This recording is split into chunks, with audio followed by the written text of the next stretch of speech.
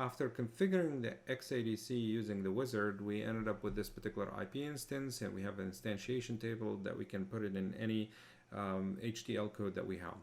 So what we need to do is actually we need to plug it into our SOC prototyping system. So we can easily take our vanilla FPro system that we have developed previously and just modify the code a little bit, specifically modify the MMIO controller, and input this here, but after input the XADC into it after creating some sort of a wrapping circuit, which we're going to be seeing in a different video. But this process is tedious. We will introduce a few other IOs shortly in the next few weeks, and it might be a little bit on the tedious side that every single time we introduce a new IO core that we go in and modify the code and modify the whole prototyping system to insert it. So our goal in this particular video is to introduce a system we're going to call a sampler system that have all of the IO cores combined, and then we're going to cover them one by one as we go through the topics. So in here, I went ahead and I also created the microblaze instance. So what we need to do right now is add the other HDL files. So we will go in here and add all the HDL files that we have. So let me just do that. Okay, we're going to do this here. We are, I believe, in here. Okay, so we create the HDL and we have a bunch of system files. So of course we have the FIFO. Let's start with adding all the FIFOs because we need them for the UART. And we also need the UART, all the support files for the UART itself because it has several of them. And then if we go ahead and see the rest, so this has to do with an IO core that generates sounds. This one here is also related to sounds, and this is a DDFS, is also sound. This allows us to use a debouncing core so that we can debounce our push buttons, the general purpose input and output that we saw, an I2C core that allows us, that gives us access and ability to actually use an I2C communication protocol.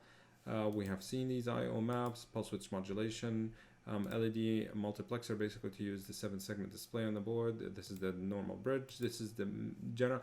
This is what changed from the vanilla to this sampler one. It's an MMI. Actually, the MMI controller does not change. The MMI system, the total one, actually changes because it's instantiated everything. This one is the same exact thing. The PS2 so that we can connect the mouse or our keyboard to our system, which we will.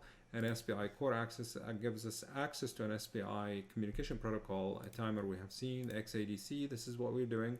This particular file contains all the wrapping circuit for whatever we're creating using the wizard. So it's just basically have information about the register map, which we're going to see shortly. Sound, some debouncing counter, and FSM support for the debouncer. These files here, generally speaking, are support. So all of this supports the I2C and so forth.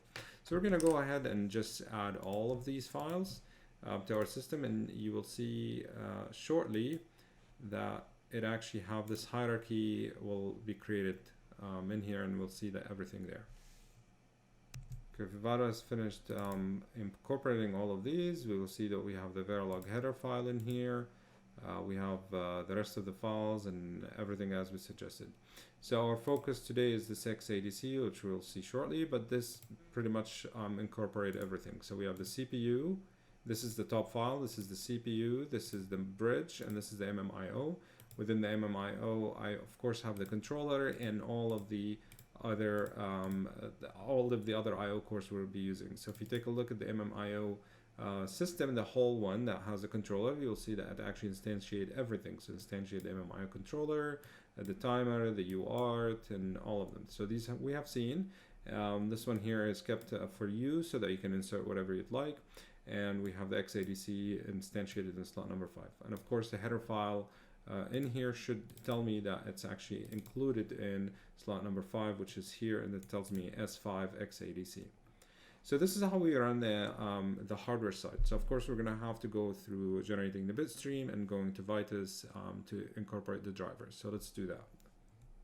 So now that it has finished running the bit stream, I forgot to mention I've already added the constraint file during project creation. So what we need to do is we need to go in here and we need to export the hardware.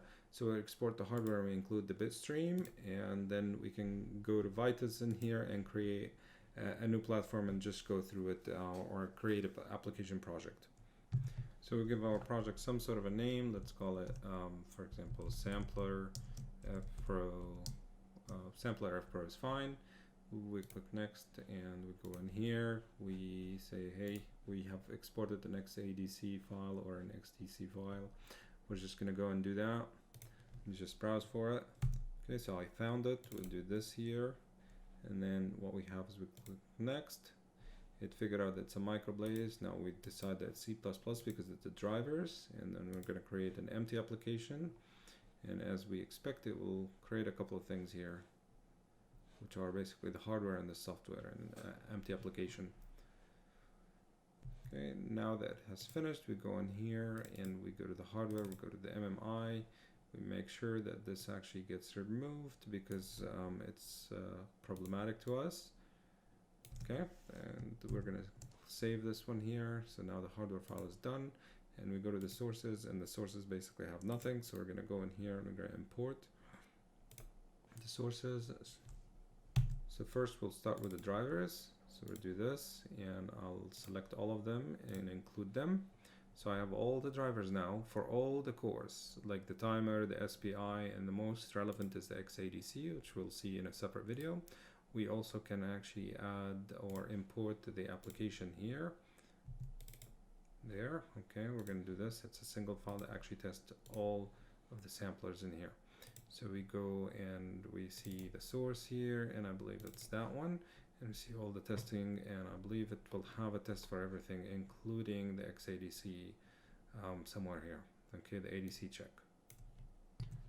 So we build it right here, and now we can go in here and create the program FPGA. We go here, we make sure that it's actually that, and of course we're going to have to search one more time for this, and we program it. Frankly speaking, I believe that I have to go to my Vitis workspace, and I'll go, I believe, in here, and I say the hardware, and I change it to the MMI, and then here, and then we create program, and it should program the FPGA.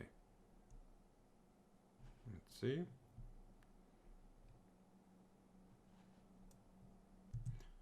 Okay, so now my FPGA has been programmed, and we do see it. It says hi, and it's part of the test, which you can read and check as we go through the different cores and whatnot. And that was how we create a sampler FPro. So the sampler FPro has all of the I/O cores, including the XADC. So now let's go and explore more about this XADC.